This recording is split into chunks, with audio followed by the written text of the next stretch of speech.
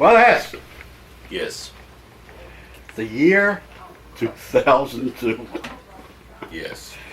It's a long way from when you and I started. Yes. Tonight, I have assembled a group of agitators Yes. to ask you questions. Yes. You think you want to field those questions tonight? Feel? We'll give it. Field. Field. I taste the wine and listen to the questions. Oh, are you drinking? We have enough wine for you, Father. Thank you.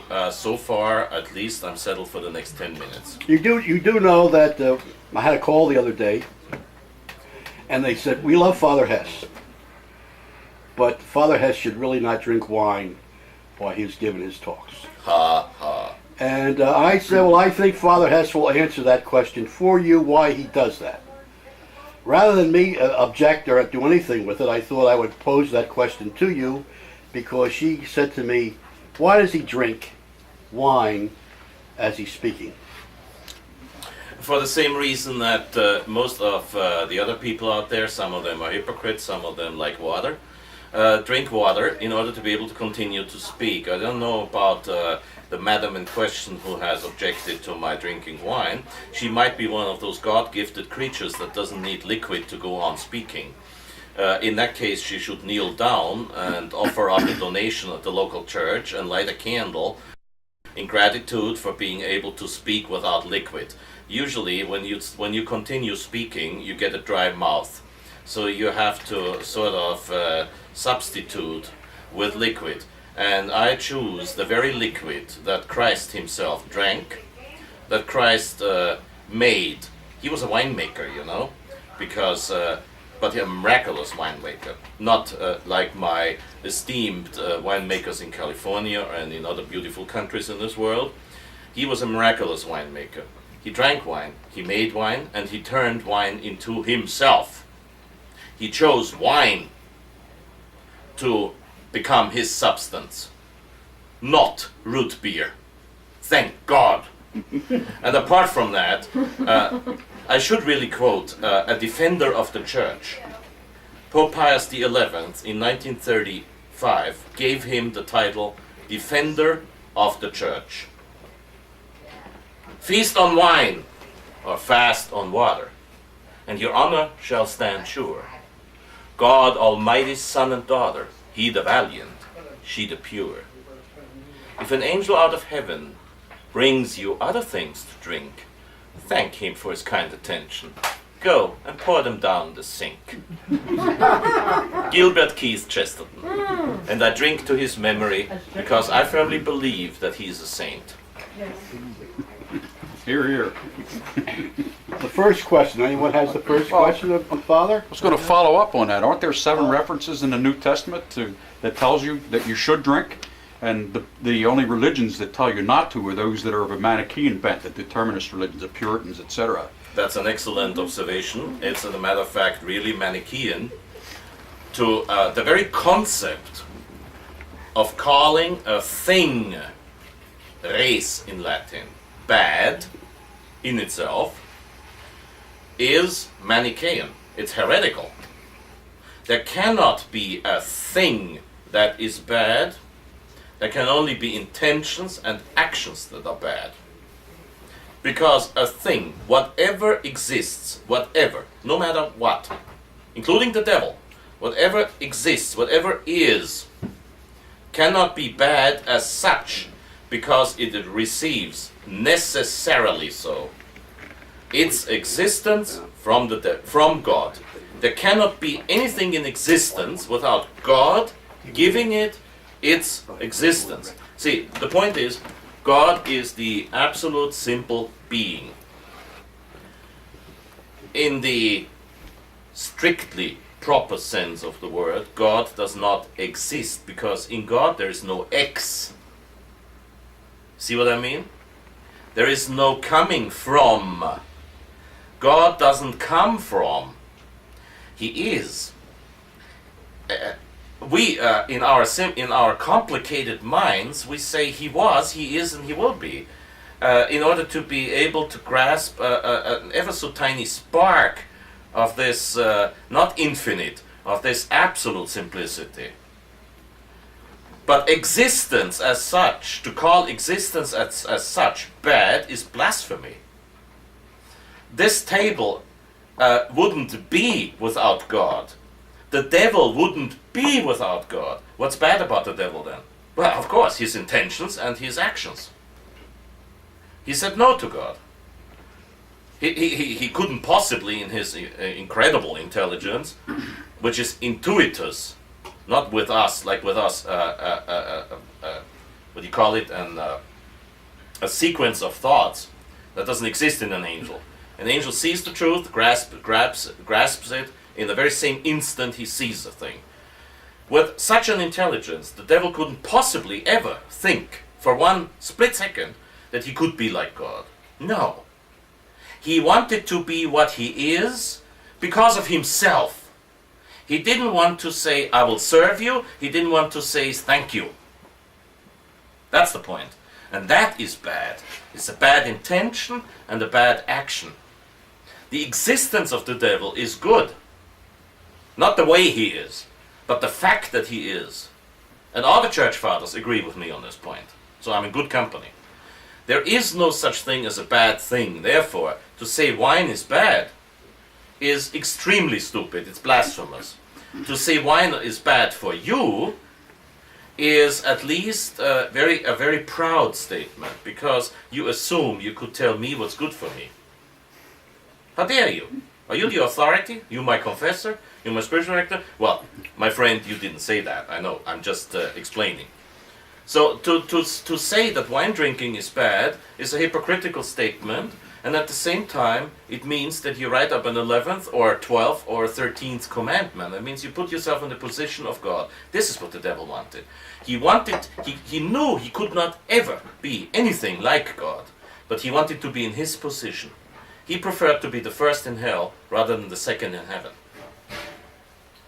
I prefer to enter heaven, and if it's as the last human being ever, and to participate in eternal wine drinking, and look at the souls in hell who hated wine on earth and will hate it forever. Father, you mentioned about wishing G.K. Chesterton was a saint, that he should be a saint. Speaking of saints... Or... In a way, yes. In a way. Yeah. I firmly believe he's a saint. I pray for his intercession. I don't say masses for him. He was a defender of the church. This past Sunday, October 6, 2002, Pope John Paul II canonized a man named Jose Maria Escriva. A lot of Catholics raised their eyebrows at that.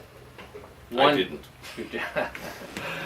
Wondering if this man should have been canonized as saint, and if he has been canonized as saint, are we as Catholics obliged to believe that he is a saint? And is this Pope have the authority to make this man a saint when maybe there's some things about him are questionable, that maybe more time should have been taken before he has been canonized as saint? Yes, that's a very good question, and for the simple reason that I gave a conference on this subject yesterday, I will give you a short and therefore insufficient answer. Okay. In the conference that I gave yesterday, you will be able to see, which is available, you will be able to see the reasons. Now, first of all, I have to answer like the typical Jesuit. You know the old joke about Jesuit? Guy comes up to a Jesuit and says, "Hi, Father, are you a Jesuit?" "Yes." Is it true that the Jesuit always answers a question with a question? "Who told you that?" So I have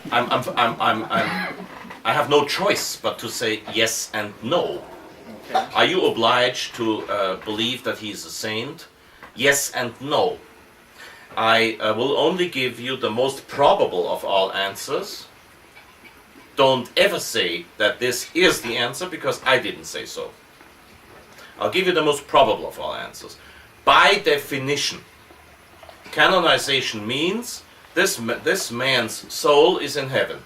Period. That's in the form of canonization, in the liturgical form of canonization. There cannot be even the slightest doubt whatsoever about that. The form of canonization says this man is in heaven. Some of the worst sinners in the world were converted at their deathbed, received the sacraments, and if one of the sacraments they receive with an act of contrition is extreme unction, then they get a plenary indulgence and they're in heaven at the very same split second they die. If they don't commit a sin between, you know what I mean. But this I hope I don't have to explain. Right. So if the papal statement is that founder of the Opus Dei, Right. who was a liar and a cheat, is in heaven, then I have no problems with this. I'm not a liar and a cheat, but I commit other sins, and I hope to go to heaven. Right. So it would be theoretically possible to consider that one day some crazy, absolutely lunatic pope would say Father Hesse is a saint. I say crazy and lunatic. Why? As far as the, and that's a sententia certa. That means we have certitude. It's not a dogma. We have certitude in the church that the canonizations are infallible. But the infallibility cannot extend beyond the mere statement, this man is in heaven. So when somebody like John Paul II canonizes somebody like the founder of the Opus Dei, I do not have an immediate or immediate problem with the idea that this man has been saved through the mercy of God, because we're all saved through the mercy of God, and we are all sinners. I have a problem with his act. I have no problem with if I was asked and said, is it possible that this man is in heaven? I would say, sure, it's possible. Of course it's possible. How would I know? I have a problem with the fact that he did it, because this is not an act of the church in the sense that it's against church tradition. It's against church tradition to pronounce an infallible statement about not being in heaven, or that's impossible, or about being in heaven with somebody who led such a miserable example of a Christian life. That's the point I'm making. He might as well be in heaven, in which case we don't have to discuss the question if he's is Pope or not, if canonization is infallible or not, if Jose Maria Escriva de Balaguer, that's not even his name, is in heaven or not. But we definitely have absolutely no doubt about the fact that this man should have never been considered for canonization, let alone be beatified and canonized. The church doesn't do things like that. I mean, not in the sense of sacramental intention. Careful. The church, the purpose of canonization is to propose an example to the faithful. That man is no example. The purpose is to propose an example. But then, I mean, of course, what do you expect from a pope who kisses the Quran in public? Were you invited to St. Jude's to say the Mass and speak to the people at St. Jude's? On the contrary, He was disinvited. I was disinvited. Thank you. Father? No, Father, what I think the question should be that they tried at the chapel of St. Pius X to have you say Mass there, and also, I'm going to be in trouble now. I was trying to give that to you. And also to have a little conference there and use their facilities, so we have a lot of people there. And they said, no way. Well, Now, is there a problem with you and the Society of Pius X? not as far as I'm concerned, because in Europe, I publicly work for the Society of St. Pius X. I've done translations for them. I have recorded the sermons, conferences, and decrees of Archbishop Lefebvre on tape with my voice. So when in the German seminary of the Society of St. Pius X, they listened to the German translation of what Lefebvre said, whom I believe a saint, Archbishop Lefebvre. When they listen to his sermons, they hear my voice. That makes it pretty obvious that I'm not exactly on bad terms with the Society of St. Pius X in Europe. And I usually give conferences for them in several priories in Europe. And I found a somewhat hostile attitude on the part of the American district of the Society of St. Pius X. I'm not a prophet, so I cannot look into the interior of human beings, and I have no explanation for it. But it's a very old experience in the church that sometimes the ones who defend you most are your greatest enemies. So I can live with it because God will be my judge, not the district superior of the Society of St. Pius X in the United States. And I have to justify my actions, my words, and my deeds in front of my confessor and my spiritual director. And by the way, my spiritual director is a priest of the Society of St. Pius X. He happens to be of German nationality, and he's also a good friend of mine. And he's one of the most intelligent, if not the most intelligent priest I've ever met. He's also my best friend in the priesthood ever. And so I can only say one thing. I love the Society of St. Pius X. I will defend it until I die. That doesn't mean I will defend each single member. If one were suddenly dying, If one were suddenly dying, stay in the hospital, stay in the hospital, yeah? and you couldn't get a priest, You couldn't get a traditional priest, yes, would which you is call quite common. the local priest? Difficult question for the simple reason. You forced me to be a Jesuit again. Yes and no. Depends how firm you are. You see, if I have absolutely nobody to go to for confession, and of course confession is a little bit better than just the usual act of contrition, if you know what I mean. Do I have to explain that? No. Okay, thank you. So confession, of course, is a lot more than just an act of contrition. I guess my practical mind would say you chance it. But that's only true if there's no danger that this man, whether priest or not, whether heretic or not, could get you off the track in your last moments. Oh. So if you're firm in your faith, and if you know that you are actually risking to invite a heretic to accompany you in your last moments, and you know that you will not accept any of his objections to church doctrine and church tradition, then I would say, just for a simple practical reason, I would chance it. Like if my car breaks down on the highway, or let's say I run out of fuel on the highway, and well, this I'm not talking about a civilized country like the United States where you grab your phone, or you will have somebody like in Los Angeles, you'll have somebody passing every half hour with, to fill you up with gas. Says a lot about Californians. But you will have automatically every half hour somebody passes on the highway to fill you up. Now let's say you're down there somewhere in Nevada or somewhere in the middle of nowhere in Arizona or Wyoming, and you run out of gas, and the next gas station says diesel only. You will possibly not succeed, but if you don't know enough about engines, you might as well try. So this is what I'm saying. There is two aspects. There is the question of the... Hey, wait a second, I don't have a driver's license. I'm not supposed to know these things. I can drive streetcars. So the point is, as long as you are certain that your faith is not in danger at the very last and therefore most important moment in your life, I would chance it. Maybe some people will now say Father Hesse is an indifferentist, but I'm not. I mean, you're talking about despair.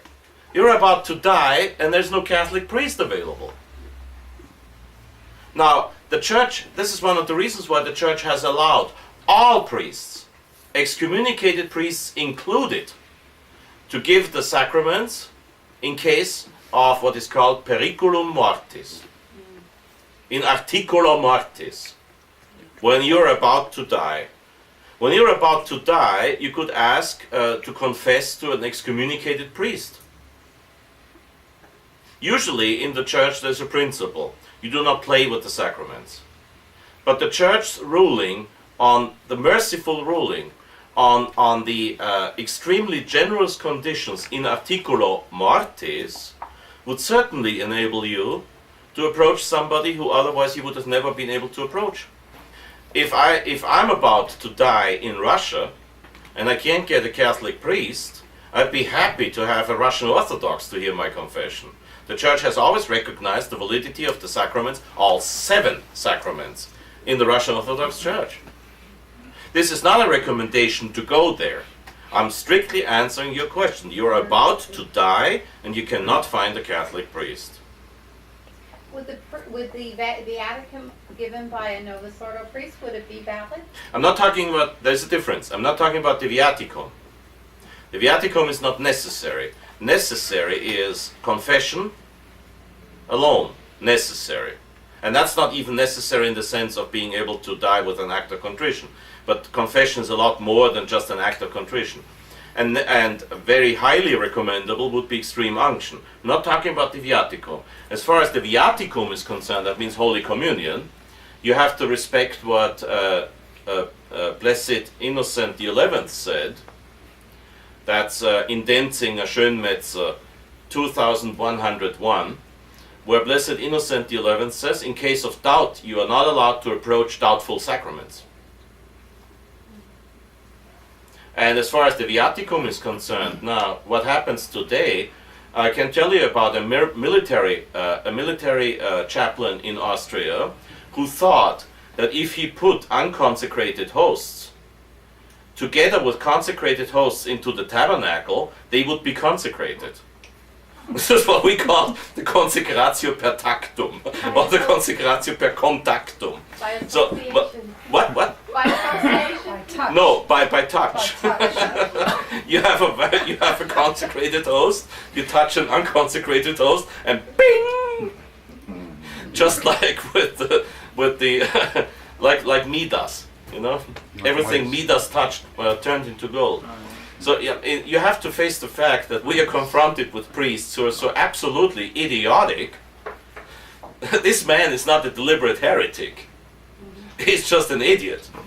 So we're confronted with priests who are so totally, absolutely, incredibly idiotic that they really think if the housekeeper, that's what he said, if the housekeeper, before going to bed at night, checks the church, checks the tabernacle, and says, there's not enough consecrated hosts in here, I better add some, and add some hosts to it, they will be consecrated.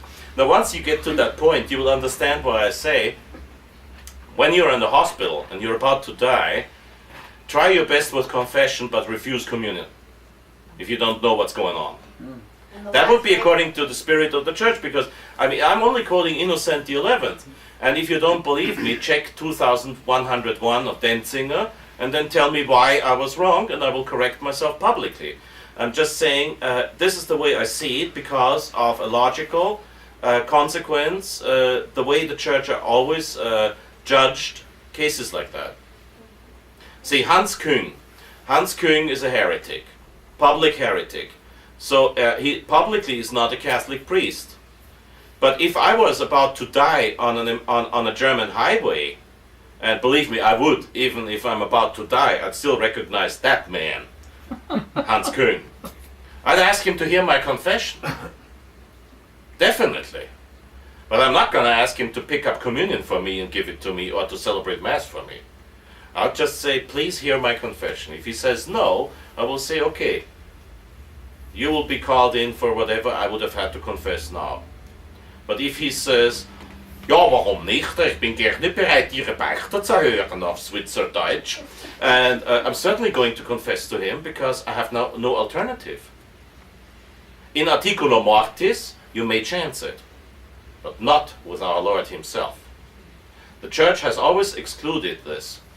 As far as the safety of the Holy Eucharist is concerned, there is no mercy, because that would be contradictory. You cannot celebrate Mass out of mercy. You cannot distribute communion out of mercy. And you cannot deal with the sacred species out of mercy. But confession, yeah. Father, I have a... sorry, there was one okay. before you, John. Oh, okay. Okay. Otto! Otto. And I had you the first time in Delaware so many years ago. You talked about... Otto, step aside. I'm not getting light here. Oh, I'm sorry. We are enlightened, Take you your see. light away. Yeah, thank you. When I had you in Delaware so many years ago, you explained heretic. Is Pope John Paul II a heretic or not? And I bought the tape. I wanted to exactly hear exactly what you said, but unfortunately that part of the tape was cut out. They Oops. said it was a technical difficulty. Well, I yeah, don't know. I If can, you I could can. explain that. Yes, I can. Yes, I heretic. can explain that very easily. The question was if John Paul II is a heretic or not. First, I must say that unlike the Saint John Maria Vianney, the Curé d'Ars, I do not have the gratia gratis data, the special given grace of seeing into the soul of a man. So I have absolutely no way to prove that there would be a possibility of accusing John Paul II of the sin of heresy. It's not my purpose either, I'm not interested, frankly. He pronounced dozens of heresies. That's a fact. He pronounced dozens of heresies. I give you one example. One is in that case enough. On January 11th, 1989, John Paul II said that the line in the Creed, and Christ descended to hell, is to be understood in a metaphorical sense. That's erroneous against Sententia Certa. Because our Lord's body was laid in the grave, that's heresy against the dogmatic definition of the Fourth Lateran Council. And he received, at the moment of his death on the cross, he received a beatific vision. That's erroneous against Sententia Certa of the Church. You can check that in Ludwig Ott. There's at least one of the three statements, and this is in one paragraph. It's quite amazing. He really deserves to be mentioned in the Guinness Book of Records as a heretic. One of the three is definite heresy because the Fourth Lateran Council explicitly says that the line of the Creed, he descended to hell, means that his soul descended to hell because the body was laid in the grave. John Paul II says it means that his body was laid in the grave while his soul received the beatific vision. That's in direct contradiction to the dogmatic statement of Lateran IV. There are several others. He pronounces heresy, but the old question, if when does it happen that the Pope loses his papacy, is first of all has never been answered, not even in a Sententia Certa. It has never been defined, but most theologians say he would have to persist in his heresy, and then again, who is going to judge that he persists in his heresy? Saint Antonine of Florence says only the College of Bishops could judge that. I am not the College of Bishops, but I have to prove what I say. If I say that John Paul II pronounced a heresy and I don't give proof, then I'm in mortal sin against the Eighth Commandment. That's as simple as it is. If I say that that John Paul II is not the Pope, then I have to prove my statement. He doesn't have to prove that he's Pope. That's granted. I have to prove it. This is the whole thing. And this is, by the way, also what many of the theologians have stated. They said, yes, of course, under certain circumstances, the Pope would lose his office. But then who is competent to judge? Canon 333 in the New Code of Canon Law, which is a literal copy in that case of the Old Code of Canon Law, says the Pope can prima sedes anemini judicatur. The first see, which is the papal chair, will not be judged by anybody. But Innocent III, whom I venerate very much, Innocent III gave a beautiful answer to that. And he really should be the popes should really have that quotation on their bedroom walls. Because Innocent III said, reminding his successors in the papacy, don't ever think that because you cannot be judged by God, because you cannot be judged by men, don't ever think that because you cannot be judged by men, that is a sort of relief to you. The less a man is judged by men, the more he will be judged by God. I leave that judgment to God. I leave it to a future bishop's college, the present bishop of college, the present college of bishops, a bunch of heretics. But so I leave it to a future college of bishops. I'm not going to be the one to judge that. I have different problems. I have entirely different problems to deal with. It is not my competence and not my zeal and interest to decide if we have a pope or not, because it's of no relevance whatsoever. The election to the papacy is a jurisdictional act of the church. That's definite. Let's say, like some people say, we don't have a pope since 1958. Some people say we don't have a pope since 1963. Some people say we don't have a pope since 1965. Others say we don't have a pope since 1978. Then they say we don't have a pope since 1986, Assisi. Then they say we don't have a pope since... Come on! You're only adding to the confusion out there. That's not the way to deal with matters in the church, and it's not a serious way. It's not an honest way either. I'm not talking about personal honesty, God forbid. But I'm saying that's not the way to deal with things. Because it's of no importance. I mean, who's going to listen to the present Pope anyway? The liberals don't listen to him because he's too conservative. The Opus Dei doesn't listen to him because it's more powerful than the Pope anyway. The Jewish Masonry, the B'nai B'rith, the Brothers of the Covenant, are not going to listen to the Pope because they tell the Pope what to do anyway. That's what Cardinal Ciappi said on his deathbed. I'm quoting Cardinal Ciappi. Don't sue me for that. And I mean, they're not listening to the Pope anyway. The liberals don't listen because he's too conservative. We cannot listen because we know he's wrong. So who cares? Let's say that we have not had a Pope since 1958. What then at the next papal election? Nothing. Same thing. Read Canon 144 of the New Code of Canon Law, which you can find in the exact same version in the Old Code of Canon Law. I just don't remember the number right now. In the case of In the case of doubt about fact or law, the Church will supply jurisdiction in the external and internal forum. So let's say the present Pope dies right now, 9 o'clock p.m. Eastern Standard Time. Tomorrow, they'll state his death. A few days later, they call up the new conclave. They call all the cardinals in the world, say, come to Rome, we need a new Pope. All the cardinals under 80. These cardinals, if we didn't have a Pope since 1958, none of these cardinals is a Pope. What's the matter with me? If we didn't have a Pope since 1958, none of these cardinals is a cardinal. But they all think they're cardinals. They are all firmly convinced that they are cardinals. That's error. And if you look it up in the Code of Canon Law, you will see that in such a case, the Church supplies jurisdiction. They do not know that they are not cardinals. They are firmly convinced that they are cardinals. You talk about error of fact.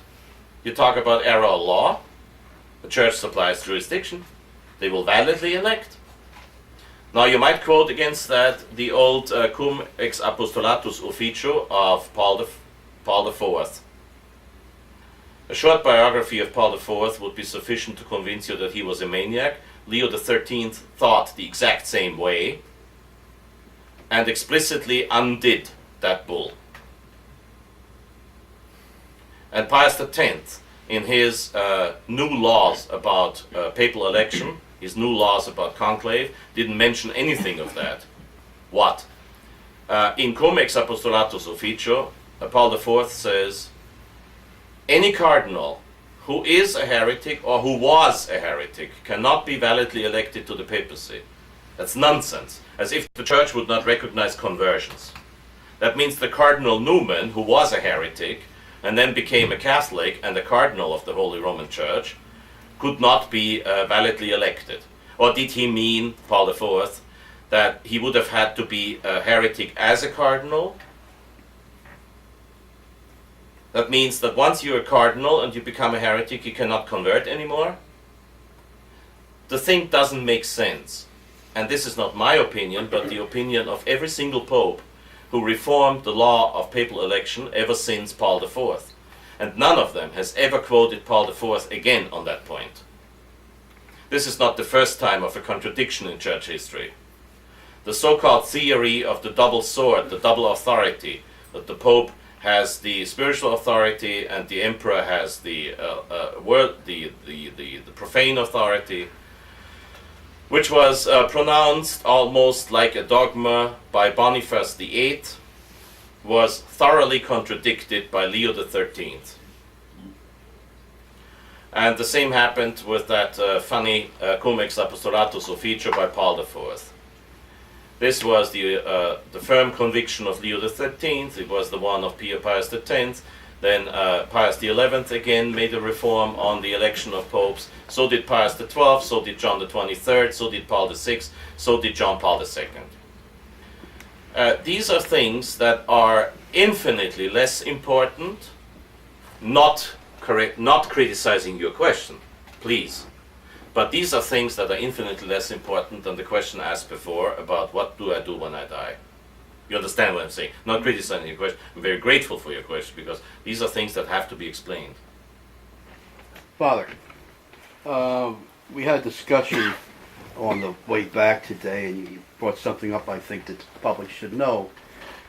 We spoke about Malachi Martin.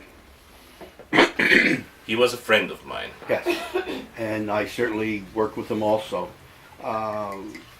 We were going to do a video because he felt that the real terms of La Salette were never given. True. And you indicated something to me. Can we expound on that just a little bit? I know one line, not more than that. I know there's one line in the message of La Salette, and I have the confirmation about that via telephone.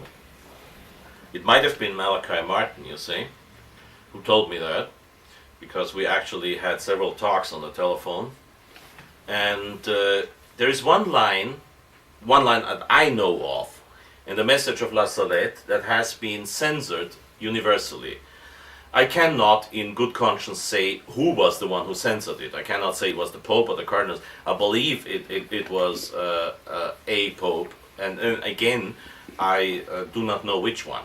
So let's leave that question. The line that was censored was that Our Lady said that in the coming century or the 20th century, that I don't remember. I remember literally the quotation, there will be deux papes vermoulus en français. Two worm-ridden popes. Deux papes vermoulus. You speak French? Oui, je parle français un petit peu. Oui. Ah, bien. Deux papes vermoulus. C'est ça, oui. Two worm-ridden popes. Your next question should be, who were those two worm-ridden popes? We have such a great choice. I positively, in all justice, I positively exclude John Paul I. Positively. One of my best friends in all the 15 years that I spent in Rome was Cardinal Pericle Felici, who was one of the closest friends that Albino Luciani, John Paul I, ever had. John Paul I was certainly not an Orthodox Catholic. No way. John Paul I made quite a few statements, including a very interesting fictional correspondence with a Satanist author of the 19th century, which is quite a puzzlement to those who know that man. I'm talking about Bossuet. But John Paul II is certainly not what you would call a pape vermoulu, a worm-ridden pope. Because when you study the history of the Church, and I'm not talking again about that poor Pope Liberius, who is always used as the scapegoat for all accusations against the Church. I'm talking about people like the above-mentioned Paul IV, who was a paranoid maniac. When you go into the close history of Pope Paul IV, the way he treated cardinals, like he had them arrested without explaining to them why they were arrested. He would call an English cardinal, this is a fact, he would call an English cardinal into his audience. It means that English cardinal was expecting to face the Pope and say, "Hi, Your Holiness." And instead, 2 doors were opened. He was led into a huge hall. There the English cardinal stood and didn't know what to do. Bang! The doors shut behind him. Another 2 doors opened. 2 Swiss guards arrived and arrested him. He asked, "What's the matter? What's happening to me?" "Oh, we don't know. We've just been ordered to arrest you."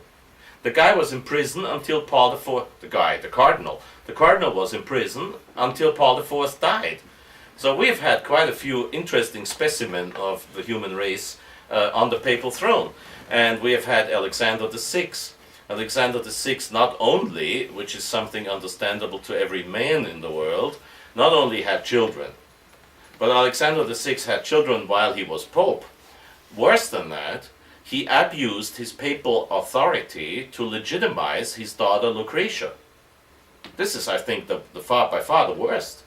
Hilaire Belloc says that the very moment that Alexander VI legitimized his physical daughter, he was ridiculing the priesthood. Celibacy is not of the essence of priesthood, but it's intimately connected with priesthood. And he ridiculed this by legitimizing his own daughter. So we have had quite a few interesting characters in the papacy. And I don't see a reason why Our Lady would bother to call somebody like Luciani, Albino Luciani, John Paul I, a Pape Vermoulu. Now, if we go into the sedevacantist theory, which is, again, I say, a very daring theory, because we are the ones who have the proof, who have to have the proof for it, and not the Pope. See, in the Church, you're not allowed to utter a suspicion unless you have at least some high probability or proof. And yet, there's hundreds of people running around, especially in this country, who say that we haven't had a Pope, and then they can't even decide since when. We haven't had. I received a letter a couple of years ago that told me that Pius X was not a Pope. Oh. He was the anti-Pope because he reformed the breviary. So, well, probably the next time I'm going to hear that Pope Linus was not a Pope and Peter was the first and last Pope. See, it's all absurd because you have to have definite proof. Did Hillary Clinton cease to be president when she betrayed the Constitution? No. So, the same thing is true here. But for argument's sake, let's say we have not had a Pope since 1958. Who were the Pape Vermoulu? Pius XI, with his terrible mistake of instituting the Catholic action, and Pius XII with changing Holy Week. Hey, see, there you are. That's one of the things that the Society of St. Pius X absolutely hates about Father Hesse, that I dare to even utter the most remote criticism about Pope Pius XII. As if he was untouchable. He's not. Alexander VI was as much Pope as Pius XII, and he was not untouchable. You shouldn't confuse dogma with judgment. And so who are the Pape Vermoulu? Is it true what they say that in 1986 with Assisi, John Paul II ceased to be Pope, so the deux Papes Vermoulu would either be John Paul II and Paul VI, or Paul VI and John the 23rd, or John the 23rd and Pius XII, or Pius XII and Pius XI? Hey, wait a second. Our Lady said there's going to be deux Papes Vermoulu, 2 worm-ridden popes. My personal guess, don't say Father Hesse dogmatically pronounces that this is such. My personal educated guess, guess, is that the deux Papes Vermoulu were Paul VI and John Paul II. But let's wait for the next one. I think we're in for a treat. Yes. Father, this is a very broad question. Could you discuss phenomenology? And this is the philosophy, as I understand, of John Paul II. Correct. He's a phenomenologist. Yes. It was Dietrich von Hildebrand? Did he espouse this philosophy as well, the founder? I can't give you an answer about Dietrich von Hildebrand on this subject. But he considered himself a phenomenologist, I think. Did he? I'm not sure. Well, for some reason, some people might say, now there you go, Father Hesse, look at that ignorant Father Hesse. but for some reason I've never bothered to read Dietrich von Hildebrandt's writings. And I'm not saying you shouldn't read them. I have no idea. I can't pronounce a judgment on a book that I've never read, and as I have heard different opinions about. But phenomenology is, I think, since we don't want to elaborate on this, as you said, it's a broad subject. Yes. Since we don't want to elaborate on this for the next 3 hours, I'm gonna cut it short and oversimplify things, if that is permitted, and whether you like it or not, I'm going to oversimplify, period. The phenomenologist is a subjectivist. He sees things, for him the truth is the way he sees things. Unlike what St. Thomas says, he's not going to correspond to what he actually sees, but what he sees has to correspond to his mind. It's not the adequatio rei et intellectus, the adequation of the thing and the intellect, but the thing has to adapt to his whatever turbid intellect he's got. So let's take one of my favorite instruments in this entire world, madam out there, whether you like it or not, a wine glass. Wouldn't this be, except for the waste of wine contained in it, a perfect ashtray? Every cigarette you dump in it goes psst, and there's no danger of fire. So let's say somebody who hates wine, like some people out there who criticize me for drinking it. Somebody says, okay, I don't drink wine because I'm not a sinner like Father Hesse. And I have absolutely no use for this here, so instead of pouring it out, I'm going to use it as an ashtray. Of course, these people would never smoke, which is an even greater vice. St. Pius X smoked almost all of his life. He still made it. And made it gloriously. 40 years after his death, he was a saint on the altar.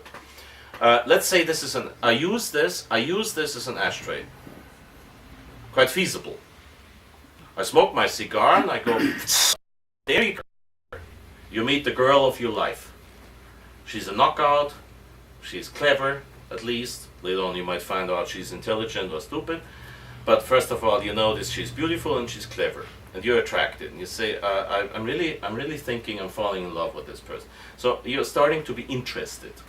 You listen to accounts of her own life that otherwise you would have never listened to. You would have said, okay, come on, I'm not interested, bye.